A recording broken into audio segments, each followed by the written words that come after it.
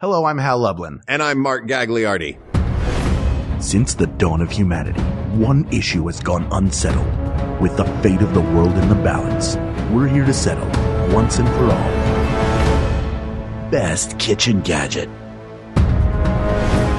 That's right. Don't worry, everyone. We got this. Podcasts should have a theme song. Podcasts should not have a theme song. Yes, they should. No, they shouldn't. They sound good. Yeah, but people are just going to skip past it. You know what? You're right. We got this. So, Hal, we both got a text message this afternoon from Ken that said, make your list before we start recording tonight. Will you read that? Will you like as you read it, the voice that was in your head? Will you do that? I will read I'll read let me find but just now. I'm literally doing the one thing that is the reason he wanted us to do that. You're looking something. I'm now looking something up on my I just screen. want you to repeat what you had read. Like repeat the phrase, but in the voice you heard in your head. Both of you, please assemble your list of kitchen gadgets to talk about before we record. Oh, that's weird. It's different from what I heard. Make sure you have your list. That's all I heard. Make sure you have your list. That you have your list? Which is not what Ken sounds like. Like list could be replaced with lunch as you're walking out the door, or winter hat or coat. I'm just like, I'm 45 years old. What does it? Make sure you have your list. Well, you know what, Hal? Don't wear socks on the stairs. What? It gave me an idea for this episode that is a rarity for us to do. Yeah. Which is, now we both have a list of different gadgets, no screen in front of us. So this is not based on any scientific research or historical research into any of these different products. This is simply, let's have each a list of things that we like. Because I buy a lot of them. Like the worst thing that happened to my life is also one of the best things, which I used to watch Dragon's Den. No, I mean Amazon, yes. Yeah. Amazon's great because you get everything real quick and you don't think about, how horrible it is for everybody who has to ship and pack it. You just go, oh, it showed up 24 hours later. No, I used to watch The Dragon's Den, which I think was on Netflix. It was streaming somewhere, which is the show that was adapted. No, it was a show that was adapted is a group of entrepreneurs who are pitched ideas for businesses and products. And that then was adapted in America to become Shark Tank. Which has been wildly successful. In fact, now one of the dragons will come and be a guest shark. You think he did it for the first time last season. Has any other country picked up the mantle of this show? Like in Denmark, is there, Kraken's Lair and or Werewolf's Dungeon in the Black Forest. It's all just assorted monsters from their places. Yeah. Grendel's money bag. I love the show. Watch it all the time. Fascinated by it. Also, terrible thing for someone who is an impulse buyer because I'll see last night we saw one from the season premiere. There's a pizza saver. It's shaped like pizza. It's collapsible. It has a tray in between each level so you can put the slices in there and you can either heat them all up in that device or you can take out each divider as a pizza plate you can use in the microwave. You don't want that in your life, and then it collapses for easy storage. You don't want that in your life, Mark. You're judging me. I'm not judging you. I am grinning ear to ear right now because just hearing you say that, I now love everything about this topic and this episode because I forgot this detail about you is your love of the single-use kitchen gadget. Oh my goodness. The thing that does one thing. There are a ton of dumb things that I've either bought on a whim. I'm not, until I got married or got into a relationship with someone who knew how to make hard-boiled eggs. I was terrible at it. I'm a decent cook. Could not figure that out. For whatever reason, was always off.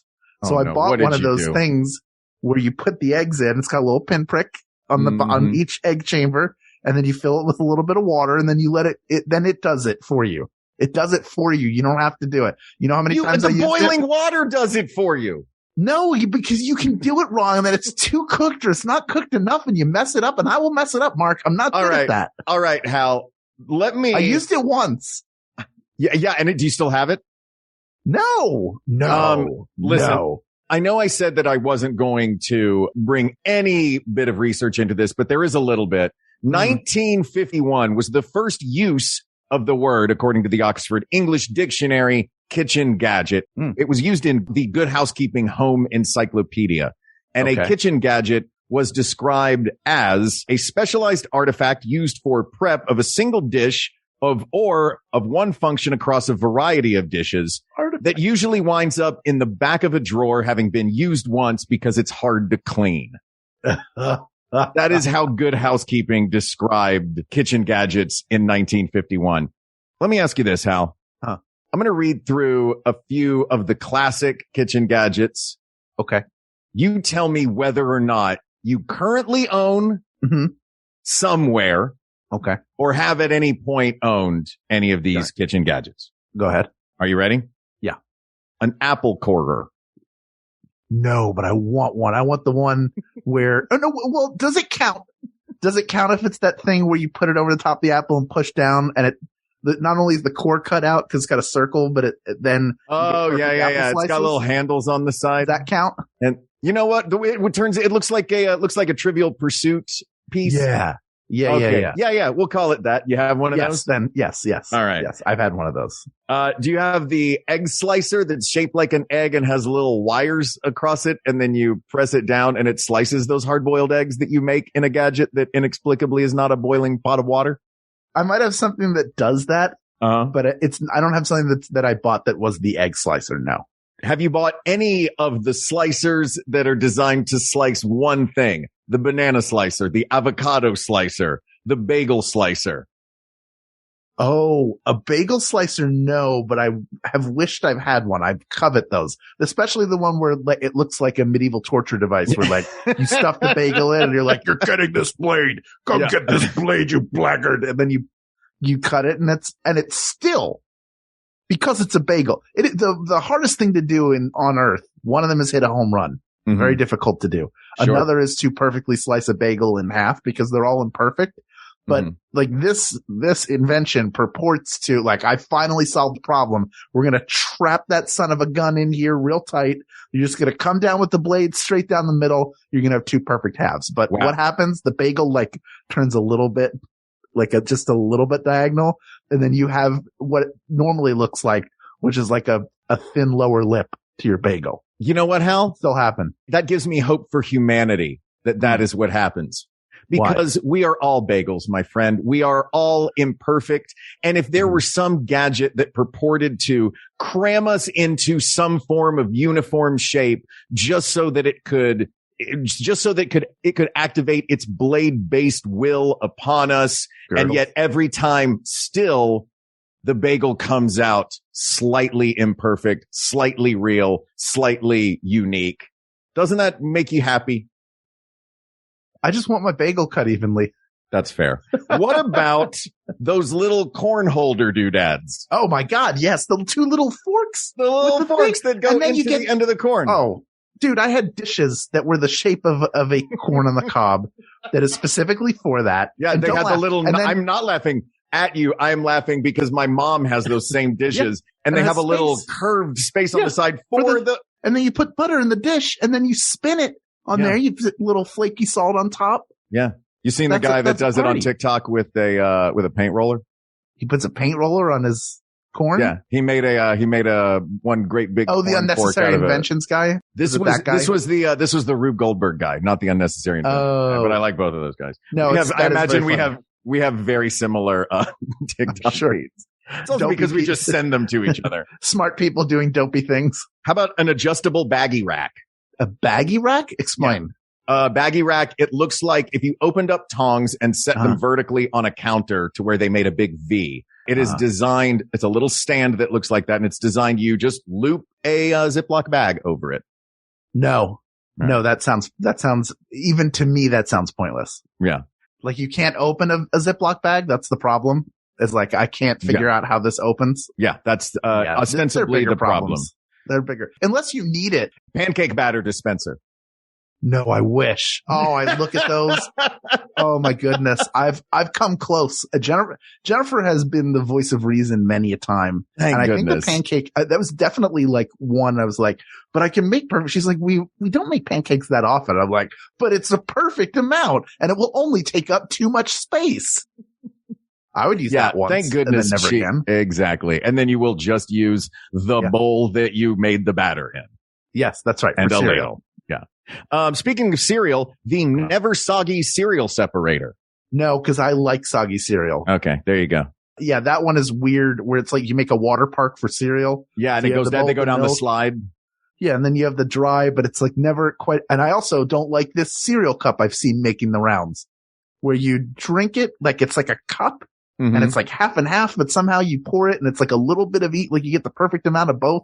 Wait, and like so you're drinking the cereal, like you're drinking dry cereal, but then some milk gets added to the sip. I can't even remember. Look, like I know it exists. I sound like I'm insane because I can't describe how it works, but for a second, I don't like it. For a second, I thought you sounded a little insane when you were talking about drinking cereal. Yeah. And I was like, drinking cereal? That sounds ridiculous. Oh, wait a minute. Every time I turn up the corner of the box just to have a little bit. Oh, you do that? You drink it cereal. Out of the, oh, really? You never just crack it open and tip the box in a little bit? The bowls I make are so large that there's no want for extra cereal when I'm done. I take care of that. I'm very, like, whatever I like, I become my own parent. I'm like, you have to smoke the whole pack. Oh my gosh.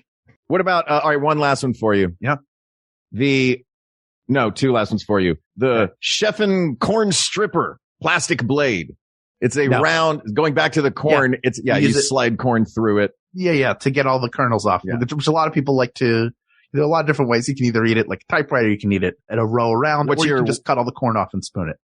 I'm a cut it all off and spoon it guy. I like to work my way across rows like a typewriter because then I feel a sense of accomplishment when I'm done. I'm like, not a kernel left. I like spooning it because the corn is always big spoon. And it won't get stuck between your teeth. There's the corn is always big spoon. Yeah. What does that mean? Big spoon, little spoon. You know, when you snuggle up, the big spoon's the one on the outside. Right. But don't ask me questions. Don't ask me questions about how I eat my corn, Hal. You're right. I don't want the answer. You don't want to know. All right. Here's the last one. The Mr. Sneezy egg separator. Do you have a Mr. Sneezy?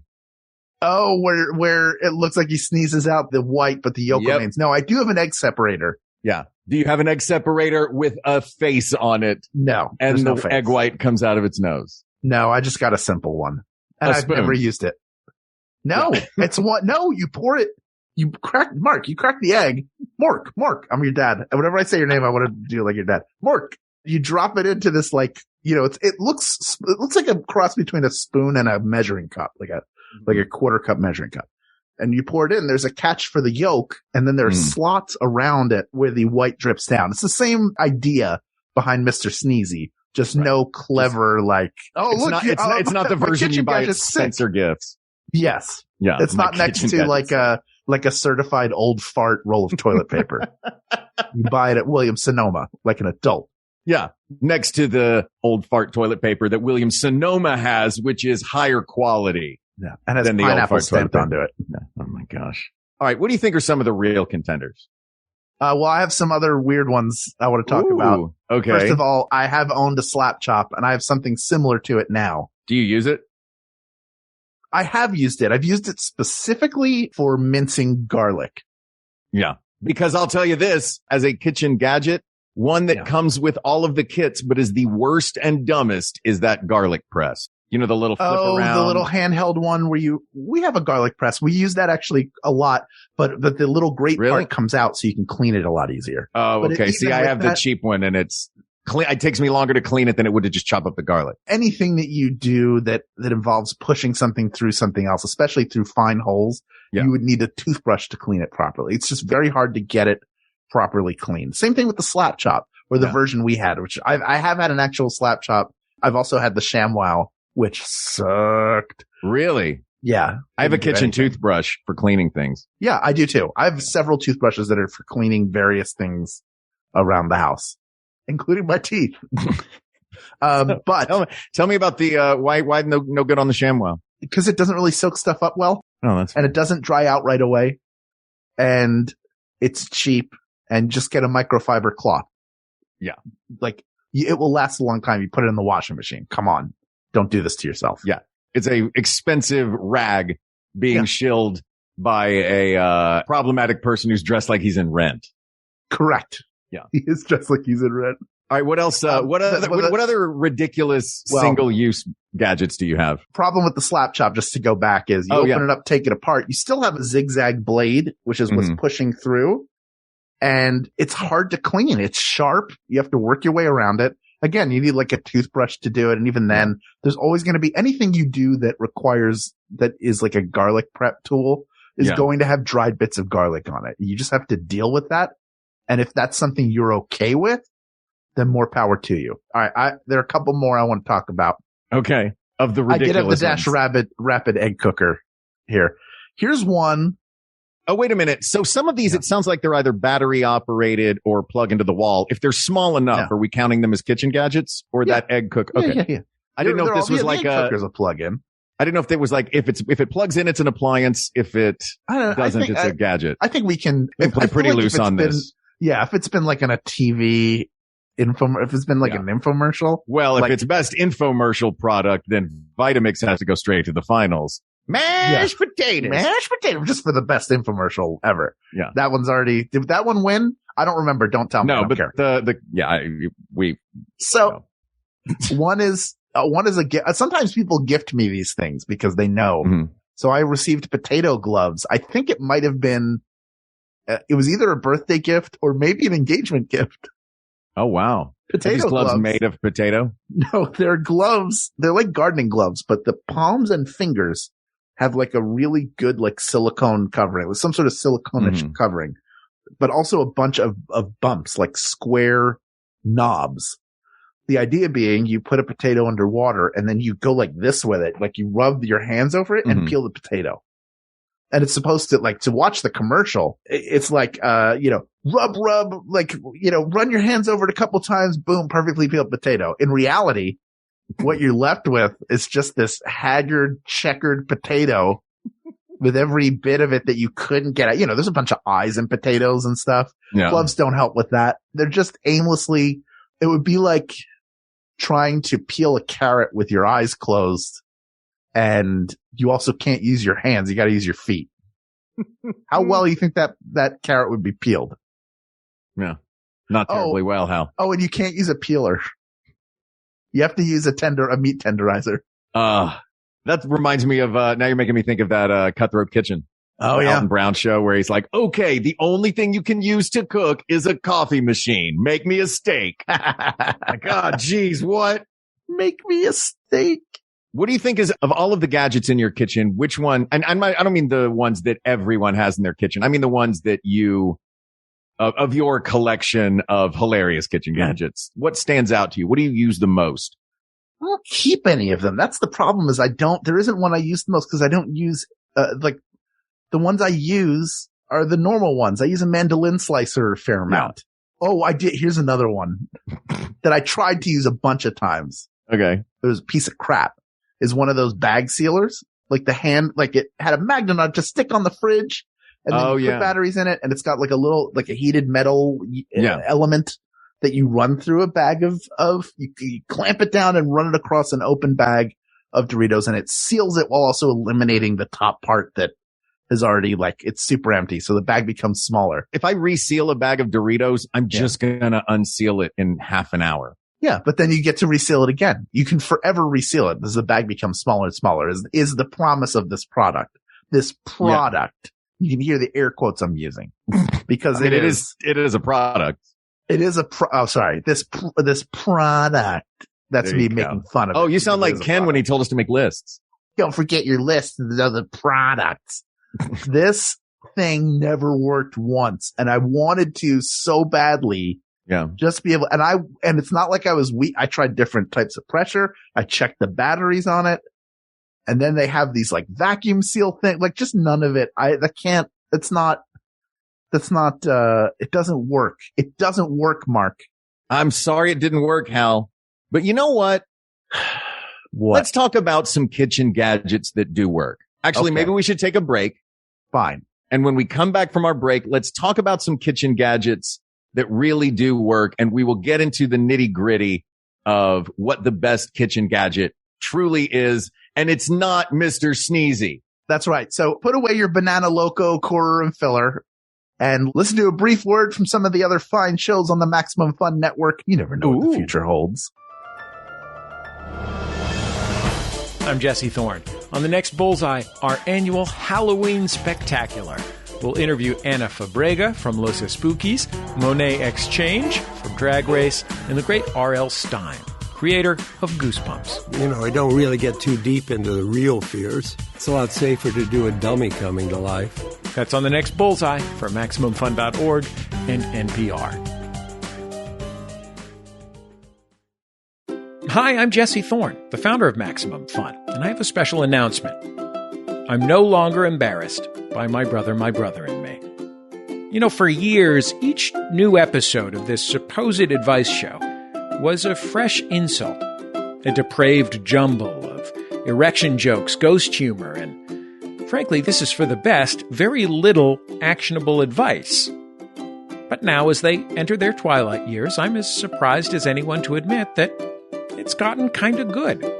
Justin, Travis, and Griffin's witticisms are more refined, like a humor column in a fancy magazine. And they hardly ever say bazinga anymore. So, after you've completely finished listening to every single one of all of our other shows, why not join the McElroy brothers every week for My Brother, and Me? All right, Hal, let's jump into what we think are the contenders for the actual best kitchen gadget. And I think we're going to have to debate a few of these, whether they are gadgets or utensils. Okay.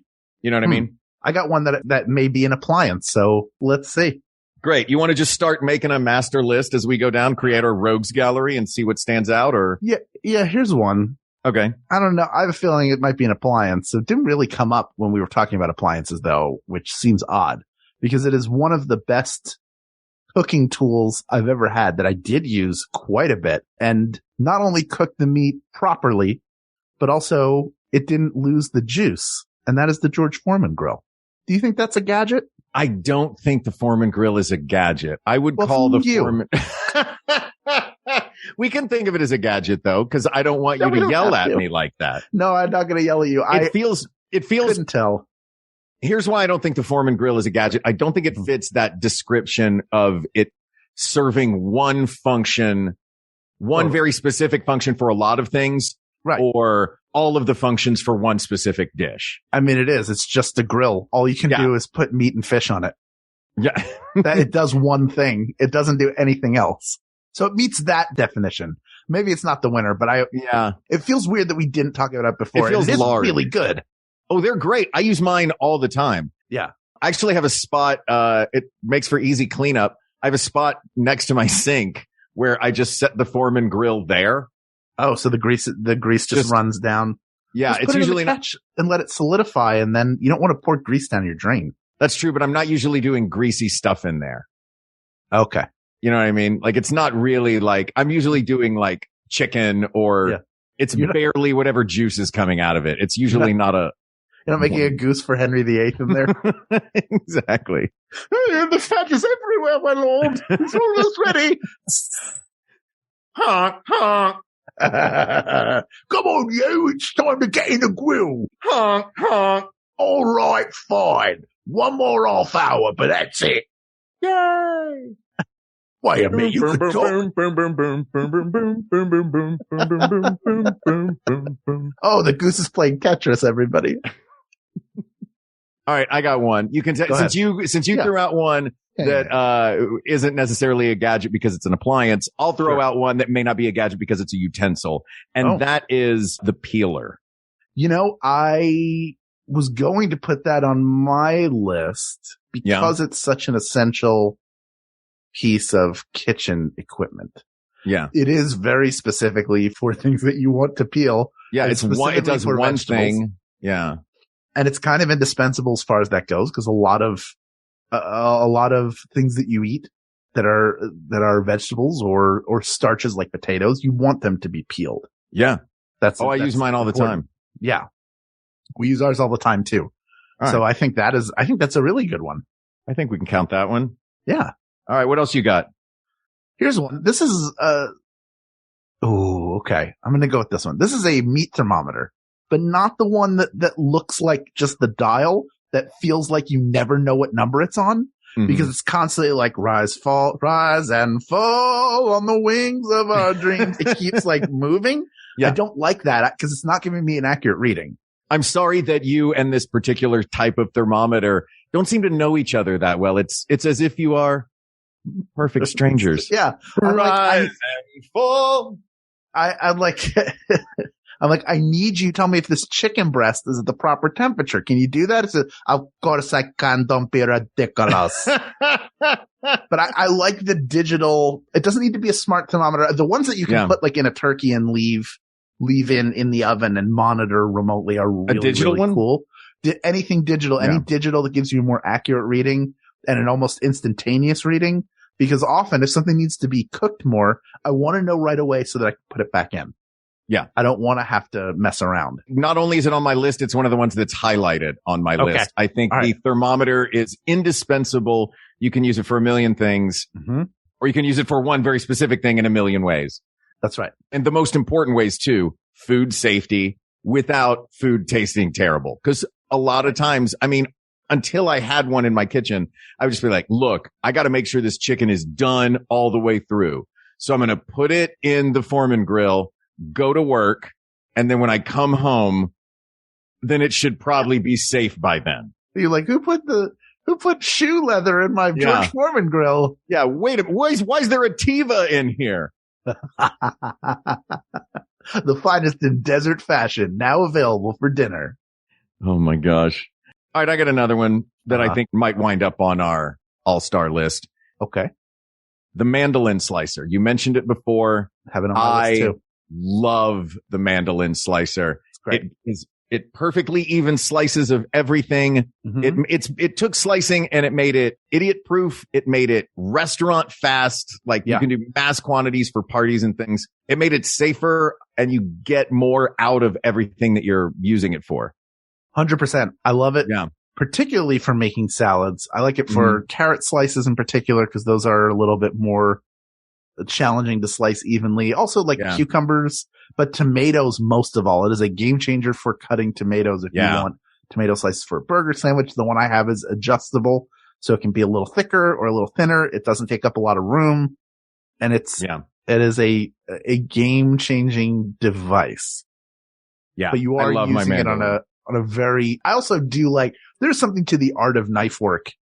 As professionals who are really good at it are incredible, but learning and developing that skill is important in being a chef. That doesn't mean that this is a shortcut because there are a lot of things that you want to do to either mince something or dice something that you just can't do with a mandolin slicer. But it's outstanding. Love it. Use it to make salads a lot. I will work to the max of my knife skills with a knife, but there are certain things I can't do with a knife. I like super thinly sliced radishes a lot. Right. And the mandolin slicer, I mean, you can see through them. I love it. Yep. Yeah. That's a good one. Yeah. It takes, you know what it is? It's like it democratizes fancy cut stuff at home. Yeah. You know, I really like that. All right. What else you got? Here's one I don't have on my list, but that I just thought of. Have you seen those things that you put in the pot that stir the stuff by itself? Like it's a little thing and it just moves around and mixes everything together continuously as you cook. Like a food Roomba? Yeah. Yeah, a Foomba. And it just goes around in circles and you can change the speed so it mixes faster or shorter. I think that's neat. But I'm not going to talk about that. I just wanted to I just wanted to bring it up because I think it's cool. Hal, do you have QVC on in the background? Yeah, it's what's in my earpiece. Why? Hold on a second. That's fair. Hold on a second. I have to make a phone call. Yep, 3. Thank you. It's Hal. Lublin, California. Oh, okay. Oh, okay. In that case, could I order a large pie with pepperoni and half sausage? Hal, did you think you were calling QVC and accidentally hit the other number on speed dial? Uh-huh. Ah, I gotcha. Is it weird that neither of them is Jennifer? Yep. Oh, well. Here's one that's maybe a little bit outside of the box. That is the Whirly Pop, the stovetop popcorn cooker. You're a stovetop popcorn guy. I am. Listen, if I had one, the reason why is I don't like an air popper where you can't mix in oil. I like to use coconut oil. And then I use the Flavicol. I've talked about this, I'm sure, a million times in the last 2 years. The Flavicol sounds like a really tasty collarbone. Exactly. It sounds like a tasty collarbone. It is actually the powder that they use in movie theaters that gives the popcorn its unique taste. So with a stovetop popper, you can make that. There are also poppers that you can just do on the countertop that will do the same thing. But this one it's kind of fun to like turn the crank and put it together. It doesn't take long. It's maybe within like 8 minutes. Popcorn is done, like from start to finish. I've got it going, and it is a single thing that you can use a bunch. Cleans really easy. So it is a fantastic for making one single thing.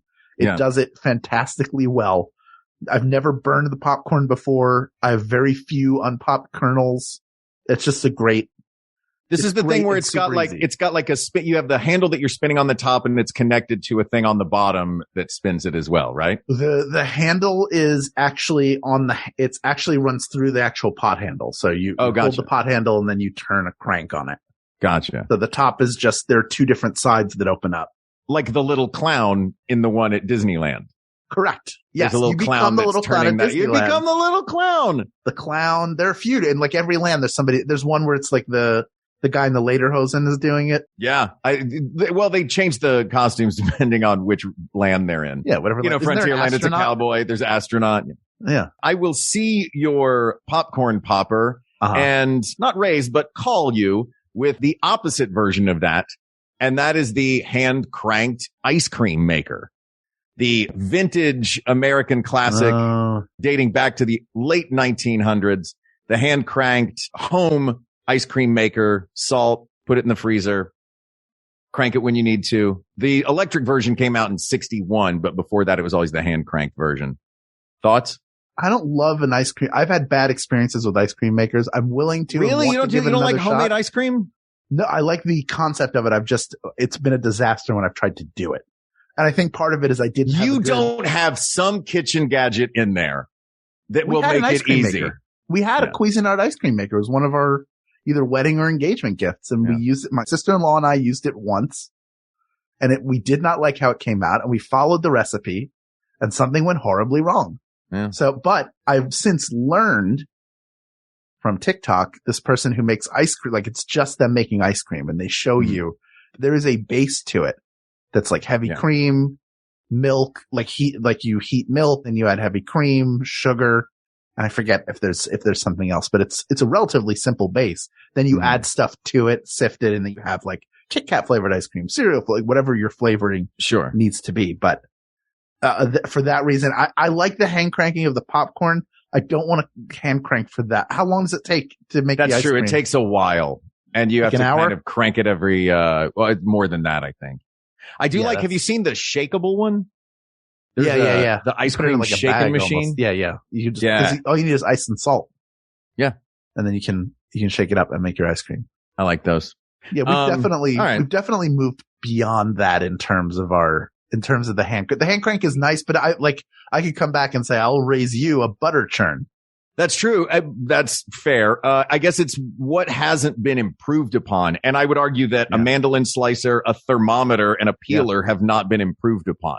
True. The popper, we can argue whether it's been improved upon, but it's certainly been automated.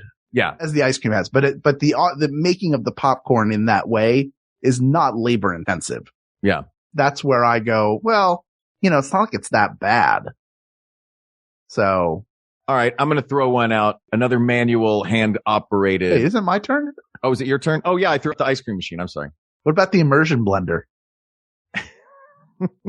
What? It's cool. Absolutely not. You put it in the pot and then it immerses and blends. Absolutely not. How lovely. Tomato soup. Why not? I made one of the best pots of gravy that I have ever made. Yeah. It was delicious. But it's still at a chunky point, right? It was a little too chunky for what I wanted it to be. So I thought, I know, I'll hit it with the immersion blender. Whoa. I put the immersion blender in. And I guess the blade was not attached quite right.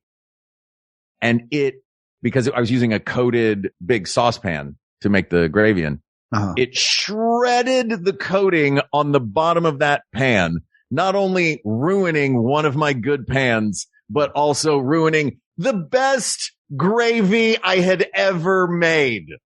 If you had to go back and do it again, what would you do? How would you do it? The way I would fix it if I had to go back again would I would be more patient. I would do it with a mashed potato press, let it stew for longer so that everything broke down a little more. Right. And then I would put it in the food processor or the blender. I definitely would not use, I like an immersion blender. I previously liked an immersion blender, but then it broke my heart, Hal. I mean, it sounds like user error. I get it though. You sound like user error.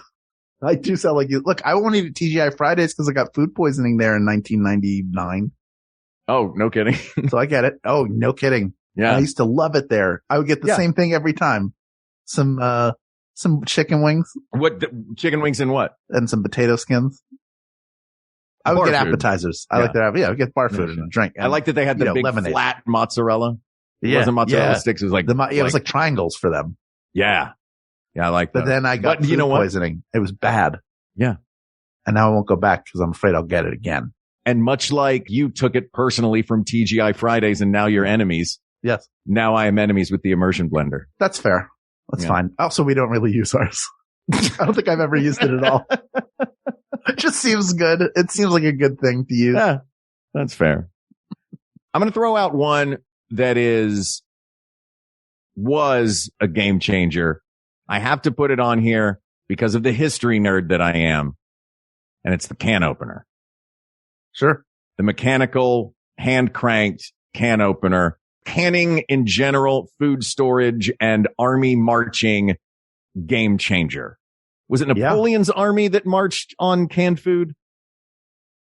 It was an older army than you would think. That they were the first army that was like, everything is going to be cans. It was Hannibal's army. Hannibal's army. They had all that elephant meat, canned elephant meat. Uh-huh. You know what? It's so much better than the frozen stuff. It is. It's fresher. Yeah. And you have more of the nutrients in the elephant meat. Exactly. Especially if you get the alpine elephant meat. Oh. Yeah. It comes there's with one feather. There's melted Gruyere on top. There's Gruyere. Cheesy elephant loaves. Ugh. Cheesy elephant loaf. But yes, the can opener is great.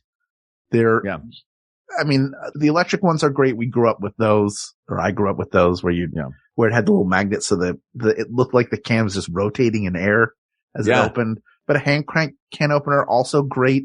Like they still make it. People still have them. But like they've remained relatively the same for a very, very long time. So that is a really good one. I like that one. I think that's got to be up there.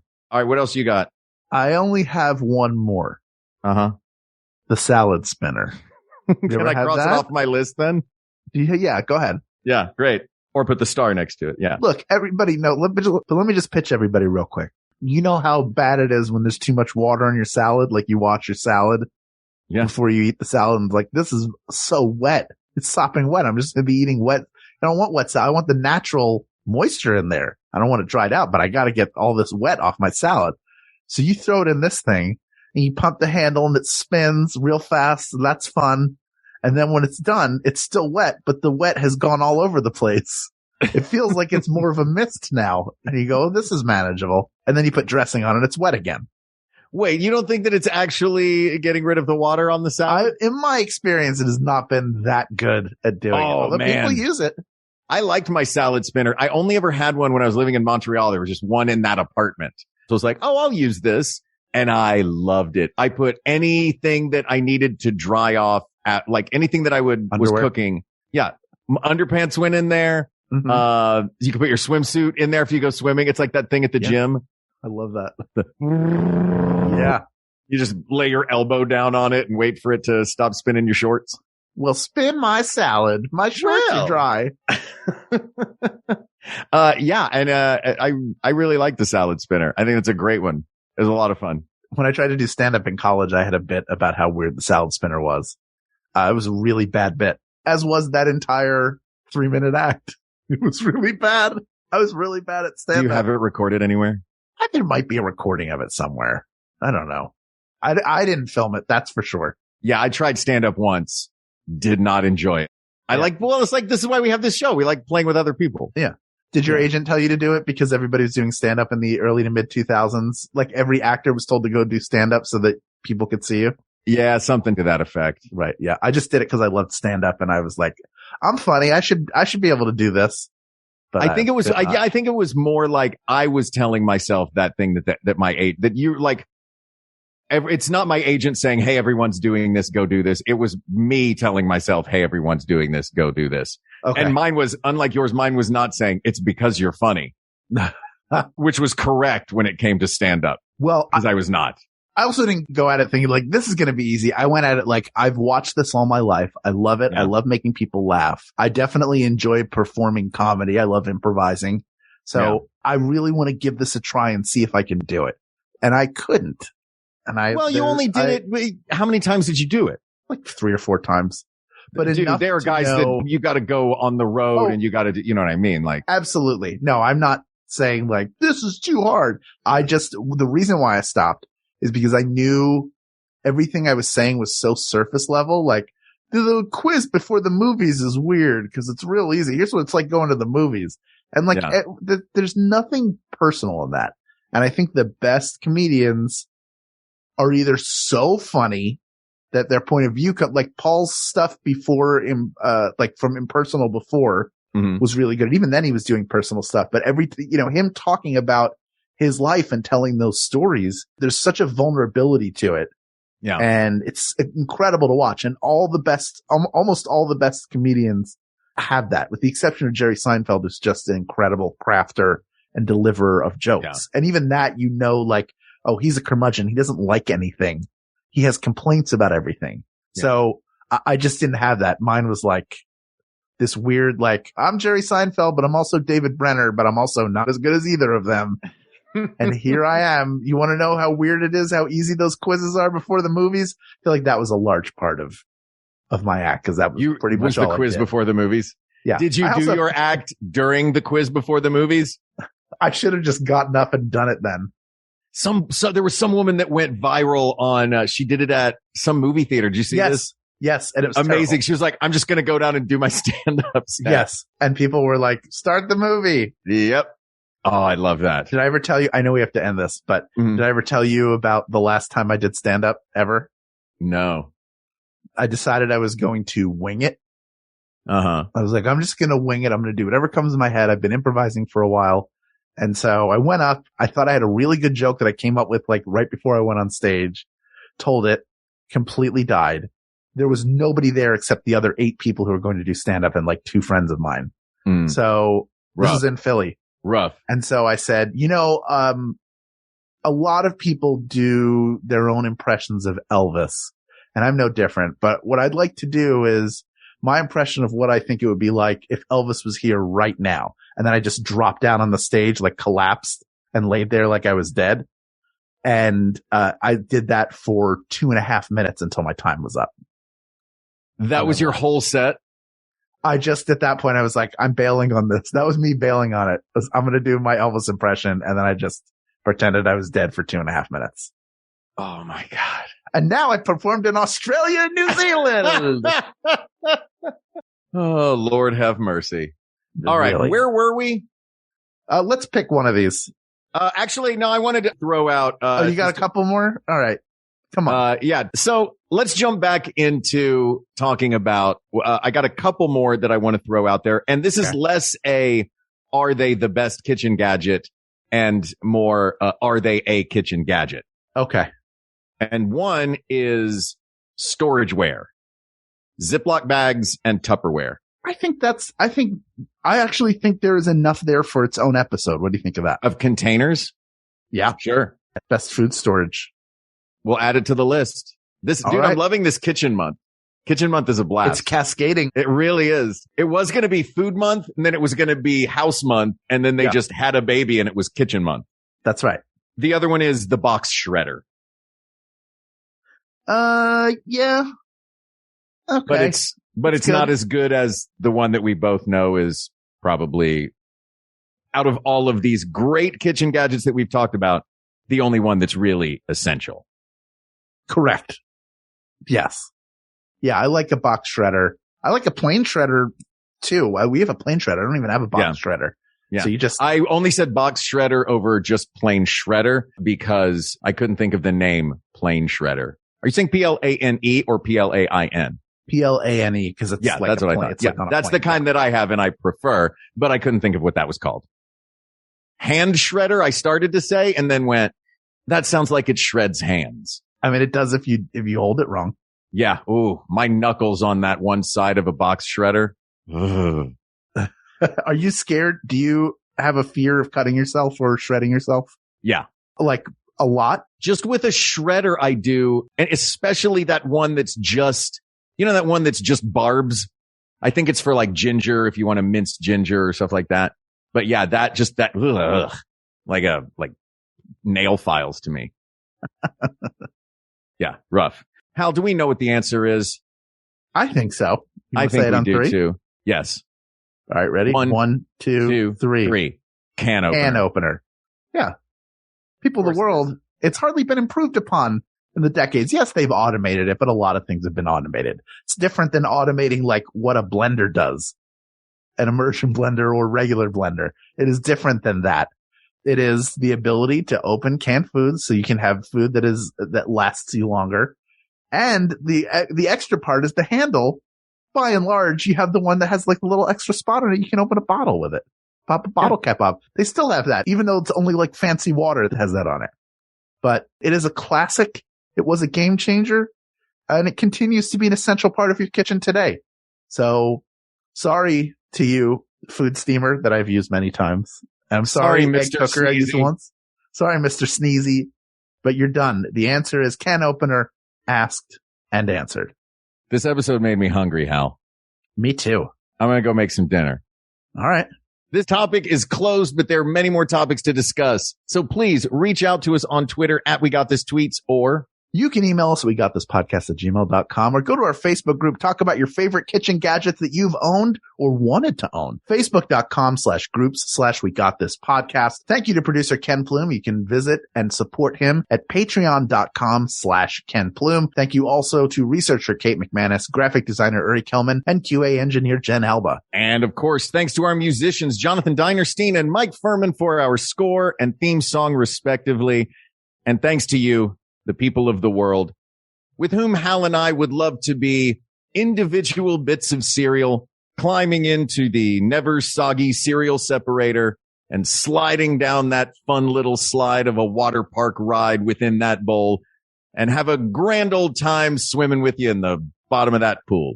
Whee! For Hal Lublin, I'm Mark Gagliardi. For Mark Gagliardi, I'm Hal Lublin, and don't worry, everybody.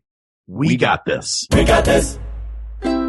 MaximumFun.org. Comedy and culture. Artist owned. Audience supported.